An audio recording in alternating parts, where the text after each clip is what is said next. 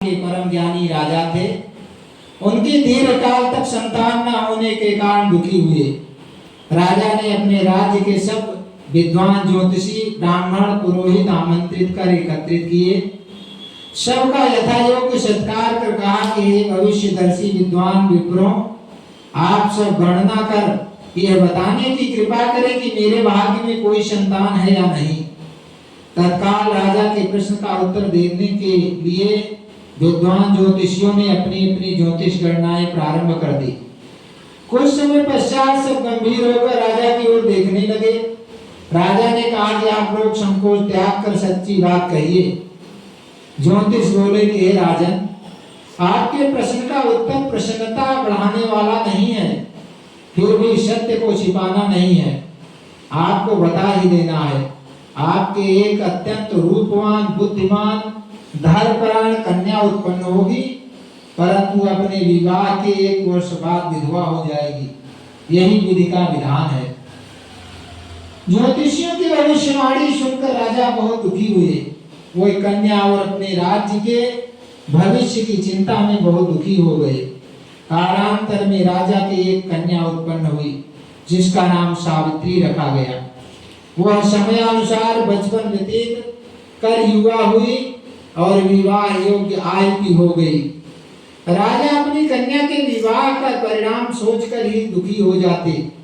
वो ये विचारने लगते कि कुछ बचाव का प्रयास किया जाए। ऐसा सोचते सोचते दैव प्रेरणा से राजा को नारद जी का स्मरण हो आया।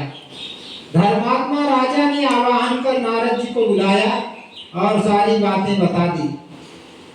नारद जी कुछ पल विचार कर बोले कि हे राजन, तुम अपनी कन्या के विवाह का दायित्व उसी पर छोड़ दो।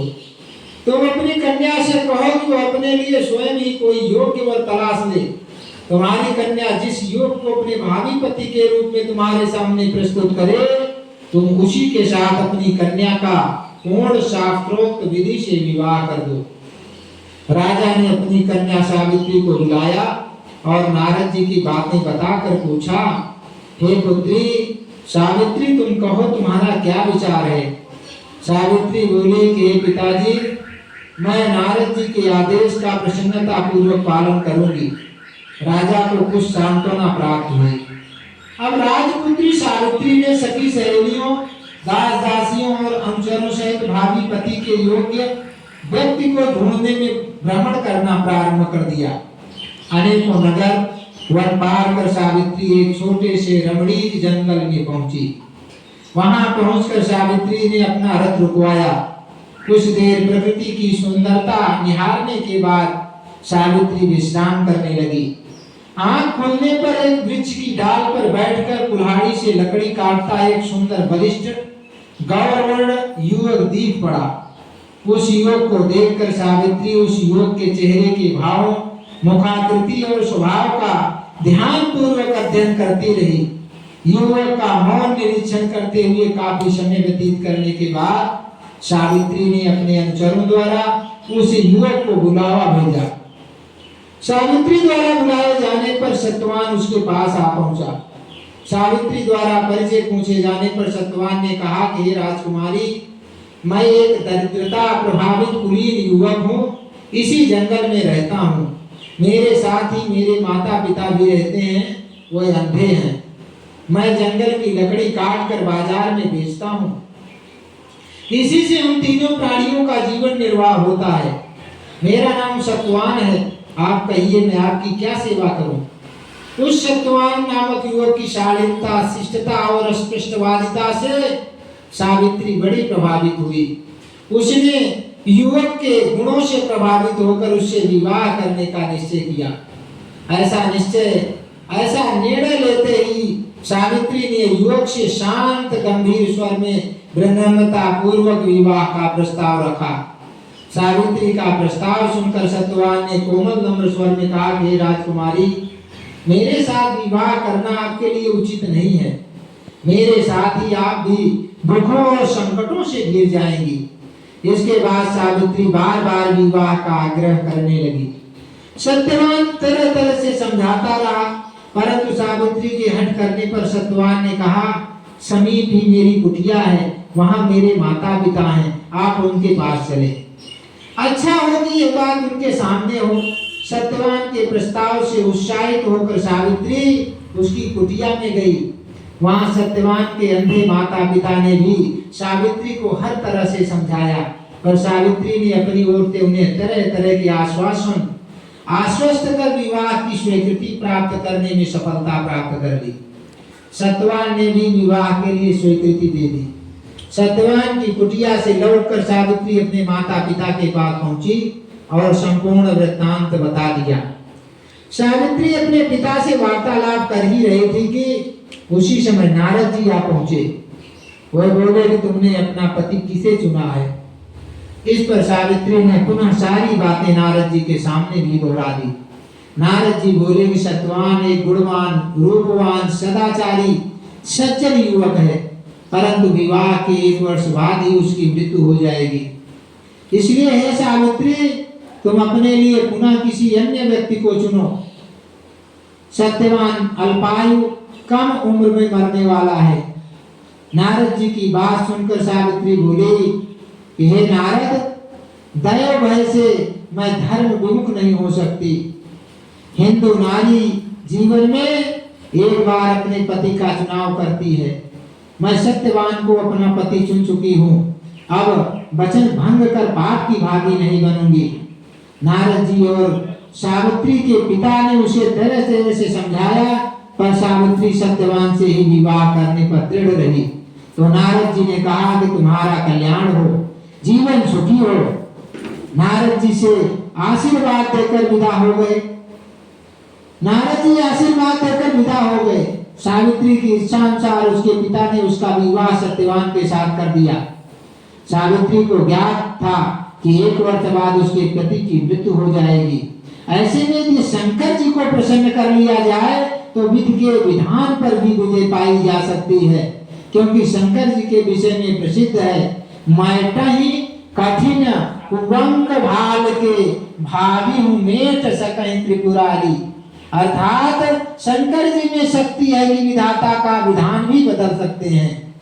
अतः ये सब प्रकार से निश्चय कर सावित्री भक्ति पूर्वक शंकर भगवान की आराधना करने लगी। सत्यवान के लिए सावित्री पूर्ण मनोयोग से शिव जी की आराधना करती रही। जब सत्यवान की आयु के केवल 7 दिन शेष रह गए तो सावित्री और तीव्रता से कठिन व्रत उपवास कर भगवान को प्रसन्न करने में लग गई। सावित्री की भक्ति से प्रसन्न होकर भगवान शंकर उसके सामने प्रकट हो गए और बोले कि हे सावित्री, मैं तुम्हारी भक्ति से प्रसन्न हूँ, मुझसे मनोवांछित वर मांग लो। सावित्री बोली कि हे भगवान, मेरे पति की आयु के 2 ही दिन शेष हैं, कृपया उनकी जीवन रक्षा की युक्ति बताएं। भगवान शंकर बोले, कल ज्येष्ठ की अमावस्या के दिन भक्ति पूर्वक वट वृक्ष की पूजा करने से तुम्हारी मनोकामना पूर्ण होगी। सावित्री ने वट वृक्ष की भक्ति पूर्वक पूजा की और रात्रि जागरण किया। दूसरे दिन प्रातः काल जब सत्यवान जंगल में लकड़ी काटने जाने लगा तो सावित्री भी उसके साथ चलने की हट करने लगी। किसी प्रकार सास ससुर को राजी कर सावित्री ने पति को भी मना लिया और उसके साथ जंगल में स्वयं भी गई। लकड़ी काटने के लिए सत्यवान एक वृक्ष पर चढ़ा। एक डाल को काटने के लिए कुल्हाड़ी चलाते ही सत्यवान का सिर दर्द करने लगा। वह वृक्ष से नीचे उतर आया और सावित्री से बोला कि मेरे सिर में पीड़ा हो रही है, मैं आराम करना चाहता हूँ। पतिव्रता धर्मपरायणा सावित्री चिंतित होने लगी। सत्यवान कुछ ही देर में मूर्छित होकर अचेत हो गया। तभी सावित्री ने अपने सम्मुख एक दिव्य पुरुष को देखा। उस दिव्य पुरुष को देखकर सावित्री ने पूछा कि आप कौन हैं? उसके उत्तर दिया कि मैं यमराज हूँ, तुम्हारे पति की आयु समाप्त हो चुकी है, मैं उसके प्राण लेने आया हूँ। अपनी बात समाप्त कर यमराज ने सावित्री की गोद में अचेत पड़े सत्यवान के प्राण लेकर प्रस्थान किया। सावित्री भी यमराज के पीछे पीछे चल पड़ी। यमराज ने सावित्री को अपने पीछे आने से बार बार मना किया, पर सावित्री नहीं मानी। जब वह यमराज के पीछे चलती हुई बहुत दूर आ गई तो उससे अपना पीछा छुड़ाने का यमराज ने विचार किया। यमराज बोले कि सावित्री, अपने पति को प्राण दान देने के अतिरिक्त कोई अन्य 3 वर मांग लो और लौट जाओ। इस पर सावित्री ने कहा कि हे धर्मराज जी, मेरे सास ससुर फिर से नेत्रवान हो जाए। धर्मराज ने एवमस्तु कह दिया। सावित्री ने अपने सास ससुर का खोया राज्य लौटाने की प्रार्थना की। धर्मराज ने इसे भी स्वीकार कर लिया और अंत में सावित्री ने तीसरा वर मांगा कि मेरे 100 पुत्र हो जाएं। फिर धर्मराज बोले कि 100 पुत्र हो जाएंगे। वरदान देकर धर्मराज शीघ्रता से आगे बढ़े। कुछ दूर जाने के बाद धर्मराज ने पीछे मुड़कर देखा तो पाया कि सावित्री अभी भी पीछे पीछे चली आ रही है। इस पर क्रोधित होकर धर्मराज बोले कि मैंने तुम्हारे 3 वर स्वीकार कर लिए, फिर तुम मेरे पीछे पीछे क्यों आ रही हो?